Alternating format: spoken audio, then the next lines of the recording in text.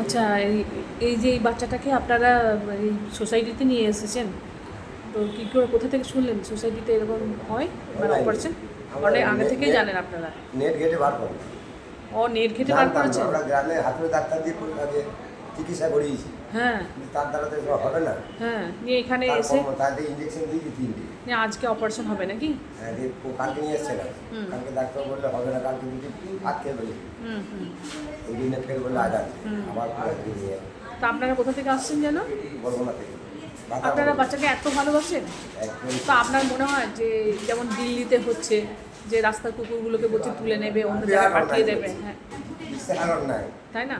একদম এবারে অন্যায়। আপনার ধরুন এই যে এই লালুগুলোকে এত ভালোবাসে, এদেরকে এত ভালোবাসেন, কি নাম এর যেন? আপনি কি নাম দিয়েছেন? ভুটু ভুটু করে ডাকি আমরা। আচ্ছা, তো একে যদি কেউ কেড়ে নিয়ে যায় তাহলে আপনার মনে হবে না নিজের সন্তানকে নিয়ে চলে যাচ্ছে? একদম একদম, তাই না? এটা তো কোনো প্রশ্নই নেই, কিন্তু ঘরে ঢুকিয়ে তখন বেঁধে রেখে দেবো, হ্যাঁ তখন পোশাক উঠবো, তখন তার রাস্তায় থাকবে না, তখন ঘরে ঢুকিয়ে নেবো। যাক হ্যাঁ, খুব ভালো লাগলো আপনারা অত দূর থেকে এসে, তাই বলছি যে এইভাবে যে এই যে দিল্লি থেকে দিল্লিতে যেমন তুলে দিচ্ছে, এই যে সাধারণ মানুষ কত দূর দূর থেকে এই বাচ্চাগুলোকে নিয়ে আসছে। হ্যাঁ হ্যাঁ হ্যাঁ, হ্যাঁ মানে আপনারা দিল্লিতে মানে বিরাট, মানে দিল্লি আর রাজস্থান দু জায়গায় হচ্ছে বোধহয়, হ্যাঁ রাজস্থানও বোধহয় হচ্ছে শুনতে না, দিল্লিতে দেখছে না, হ্যাঁ হ্যাঁ তবে ওটা পেন্ডিং করে আছে বোধহয় এখনো।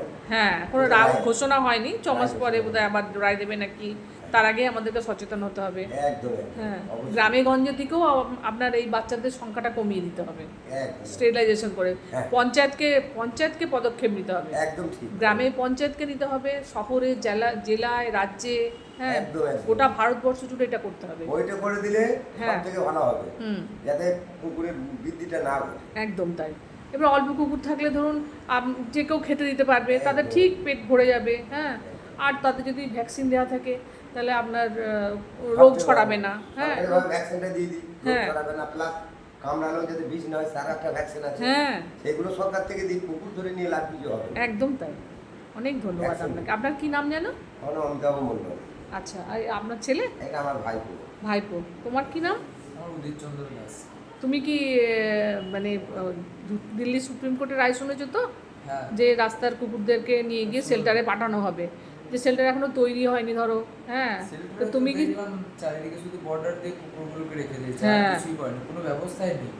এবারে আমাদের মানুষের ঘুমেই বা মানে এই যে অনাথ আশ্রমগুলো আছে বা হোমগুলো আছে, সেগুলোতে মানুষ যে অনাথ বাচ্চারা আছে তাদেরকেই আমরা যত্ন করি না, তাহলে কুকুরগুলোর কি অবস্থা হবে, তাই না?